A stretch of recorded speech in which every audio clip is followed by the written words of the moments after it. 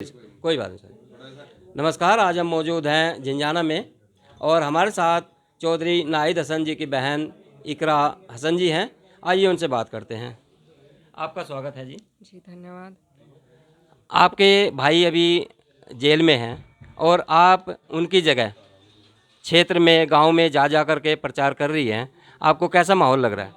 जी माहौल बहुत अच्छा है गठबंधन के प्रति और सभी लोग साथ लग रहे हैं और मजबूत रहेगा हमारा चुनाव और इंशाल्लाह जीतेंगे हम यहाँ से।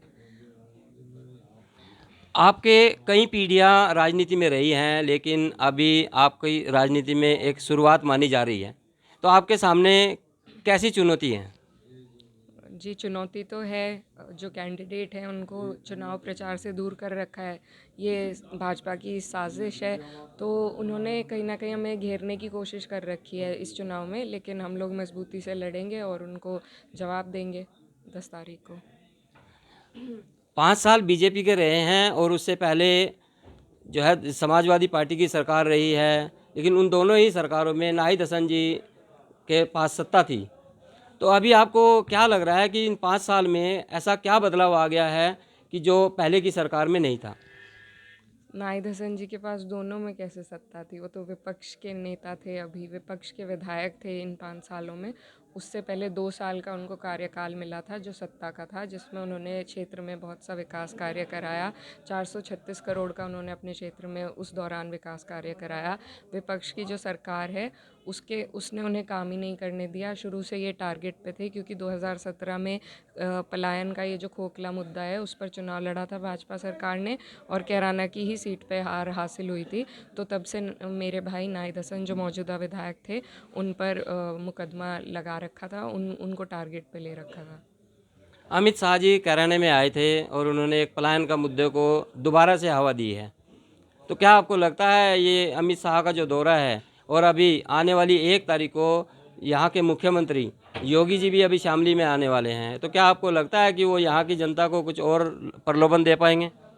जनता भाजपा की नीतियां समझ चुकी है और सारे जितने भी दिग्गज हैं भाजपा के, उनके पास सिवाय कैराना के और कोई काम नहीं रहा है। इसी से आप अंदाज़ा लगा सकते हैं कि हमारा चुनाव कितना मजबूत है, कि उन्हें अपनी पूरी मशीनरी, सारे बड़े नेता, सबका उपयोग हमारी सीट पर करना पड़ रहा है। ये उनका डर दिखलाता है साफ साफ कि वो अपनी हार से डर रहे हैं और इंशाल्लाह उनकी हार होगी। तो आप एक चीज़ बताइए, आप क्षेत्र में जगह जगह घूम रही हैं, भाजपा सरकार का जगह जगह विरोध हो रहा है। अभी हाल ही में हमने देखा मरगंका जी के काफिले की गाड़ी का शीशा तोड़ दिया और ऊन में अभी वो आई थी 2 दिन पहले, वहाँ पर भी जो है विपक्षी पार्टी ने काफ़ी ज़ोरदार हंगामा किया। तो क्या ये ज़ोरदार हंगामा आरएलडी पार्टी की तरफ से किया गया था, तो क्या इससे कुछ प्रभाव पड़ेगा?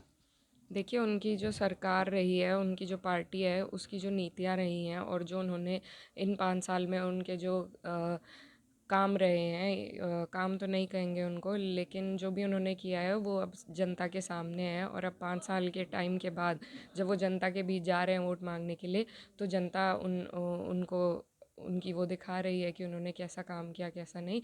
तो इसमें आरएलडी वाले विरोध कर रहे हैं, समाजवादी वाले विरोध कर रहे हैं, सभी लोग विरोध कर रहे हैं, क्योंकि सरकार ने किसी के लिए काम नहीं किया है। अभी शाह जी ने दिल्ली में एक विशेष वर्ग जाट जाटों की जो एक वहाँ पे सभा बुलाई थी, उन्होंने क्या जाटों को रिझाने की कोशिश या कुछ वो चाहते हैं कि जाट अपनी तरफ हो जाए, क्योंकि 1 साल से ज़्यादा अभी किसान आंदोलन चला था। तो क्या मोदी शाह जी के वहाँ उनको बुलाने से क्या जनता उन मुद्दों को भूल जाएगी? जी, उनके कुछ भी करने से इस बार कुछ फ़ायदा उन्हें हासिल नहीं होगा। वो लोग सिर्फ़ वोट बैंक की पॉलिटिक्स करना चाहते हैं। डिवाइडेड पॉलिटिक्स पे उनका ज़्यादा फ़ोकस रहता है, पोलराइज़ करने की कोशिश करते हैं। उन्होंने इससे पहले भी 80-20 का नारा दे रखा है, लेकिन इससे जनता पे कोई फ़र्क नहीं पड़ेगा। और जो इन्होंने ये अभी मीटिंग बुलाई थी, उससे भी जिस पर्टिकुलर समाज के लिए बुलाई थी, उन पर कोई मेरे हिसाब से कोई फ़र्क नहीं पड़ेगा। ये लोग उसी समाज के खिलाफ, ये लोग हरियाणा में रहते हैं, तो ये तो अपने सत्ता लेने के लिए, अपने फ़ायदे के लिए ये लोग हर जगह पर तरह तरह के लोगों को लुभाने के काम करते हैं। अब चुनाव में इनको सब याद आ रहे हैं, उससे पहले इनको कोई याद नहीं था। तो मेरे हिसाब से कोई फ़र्क इस तरह का नहीं पड़ेगा। ये चुनाव 80-20 नहीं, 99 और 1 का रहेगा, क्योंकि ये सिर्फ पूंजीपतियों की सरकार है और वो देश में 1% हैं। तो इनको, इनके डब्बे वही भरेंगे, बाकी जनता हमारे साथ रहेगी इंशाल्लाह। तो ये थी नाहिद हसन जी की बहन इकरा हसन जी। इनका साफ तौर पर कहना है कि बीजेपी की नीतियां हमेशा जनता के खिलाफ रही है, और अगर ये इनके भाई जीत करके आते हैं तो वो विकास की गंगा बहाएंगे।